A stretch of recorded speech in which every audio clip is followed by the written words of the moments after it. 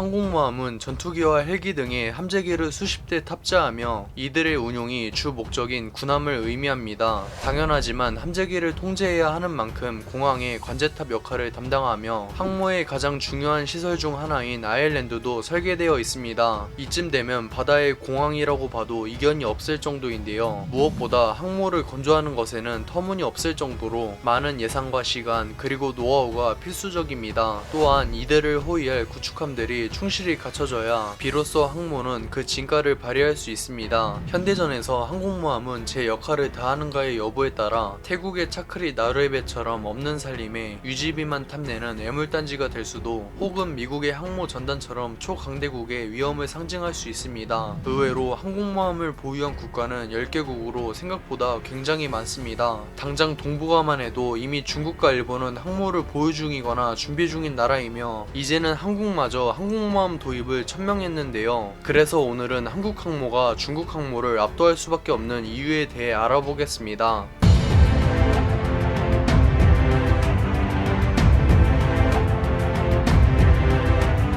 최근 한국의 항모 도입 결정에 중국의 반응이 심상치 않습니다. 중국 커뮤니티는 소국이 무슨 항모냐며 비웃는 반응이 대부분이었습니다. 하지만 문제는 중국의 군사 전문가들인데요. 그들은 한국은 이미 세계 최고의 조선 대국이라 기술과 예산은 충분하며 무엇보다 함재기로 F-35B가 유력하기 때문에 중국에게 큰 위협이라고 밝혔습니다. 참고로 한국의 차기 항모 LPX-2는 늦어도 2029년까지 진수를 마친 뒤 2032년에 실전에 배치되며 건조비는 약 2조 원으로 예상됩니다. LPX-2의 스펙을 간략하게 살펴보면 만재 배수량 4만 톤의 중형 항모이며 체급이 비슷한 이탈리아의 카보우르급이나 미국의 와스프급을 모델로 삼고 있습니다. 함재기로는 전투기 12대와 헬기 8대를 탑재할 예정입니다. 여기까지만 보면 중국이 너무 호들갑 떤다고 생각하실 수 있습니다. 왜냐하면 중국은 이미 6만 7천 톤과 7만 톤의 중대형 항모 랴오닝급과 산둥급을 보유하고 있습니다. 단순히 체급만 보면 2배 가까이 차이 나기 때문에 LPX-2가 빈약하다고 생각하실 수 있습니다. 하지만 이건 하나만 알고 둘은 모르는 소리입니다. 물론 대부분의 군함, 특히 구축함은 체급이 매우 중요하지만 항모에게 중요한 것은 바로 탑재되는 함재기입니다. 어떤 함재기를 탑재하느냐에 따라 그 항모의 가치는 가히 천지 차이 수준으로 요동칩니다. 단적으로 태국의 차크리 나루에벳이 조롱받는 가장 큰 이유는 바로 탑재하는 함재기가 없기 때문입니다. 현재 중국 해군이 운용하는 함재기는 JA-15이며 성능은 4세대에서도 평범한 수준입니다. 사실 중국은 원래 수호이 33을 정식 라이센스할 계획을 세웠습니다. 하지만 문제는 그동안 중국의 도를 넘은 불법 복제로 동맹국임에도 완전히 질려버린 러시아는 단호하게 거절했는데요. 이에 어떻게든 항모에 탑재할 함재기를 구해야 했던 중국은 이미 복제해뒀으며 수호이 33의 원본인 수호이 27을 떠올렸습니다. 하지만 수많은 오류가 발생해 결국 외형만 수호이 33이며 엔진을 비롯한 주요 부품은 중국산으로 대체한 끝에 J-15가 탄생하게 되었습니다. 이를 지켜본 러시아는 어지간히 열받았는지 짝퉁은 원본에 못 미친다며 대놓고 발언했으며 이후 중국의 행보로 결국 사실로 밝혀졌습니다. 중국은 J-15를 개발했음에도 러시아에게 또다시 수호이 33의 생산을 애걸했으나 퇴짜 맞았습니다. 이쯤 되면 본인들도 어지간히 성능에 만족하지 못한 것 같으며 심지어 추락사고도 이미 여러 번 발생했습니다. 아까도 언급했다시피 항모의 생명은 바로 함재기인데 중국의 J-15는 처음 개발하는 것을 감안해도 미숙하기 짝이 없습니다. 그런데 이런 J-15의 상대로 추정되는 미래의 한국 함재기는 바로 세계 최강의 번개돌이 F-35B입니다. 애초에 수호이 33의 하위 호환이며 평범한 4세대 취급받는 J-15는 F-22를 제외하면 현존 최강의 전투기인 F-35에 감히 범접조차 할 수 없습니다. J-15는 레이더와 전자장비, 무장 등 모든 면에서 압도적인 열세입니다. 중국으로서는 더욱 식겁할 것이 현재 한국은 기존의 독도급과 마라도함을 항모로 개조할 계획입니다. 이렇게 되면 각각 6대의 F-35B를 탑재하게 되니 중국으로서는 그야말로 엎친 데 덮친 격입니다. 2030년대쯤이면 중국은 산둥급과 유사한 체급의 항모 2척을 추가로 건조합니다. 하지만 한국의 항모 전력을 완전히 무력화시키기 위해서는 내척을 전부 투입해야 하며 그럼에도 큰 피해를 입을 가능성이 매우 높습니다. 확실히 중국의 군사력은 종합적인 전력에서 한국보다 훨씬 강합니다. 하지만 한국은 바보가 아니라서 미련하게 전면에서 붙을 생각 따윈 없는데요. 이미 한국은 SLBM, 현무포, 핵잠수함, F-35B 등을 개발하거나 도입할 계획이기 때문에 설령 이기진 못하더라도 중국과 동기어진을 노릴 수 있는 전력을 갖추게 될 것입니다. 시청해주셔서 감사합니다. 즐거운 저녁 보내세요.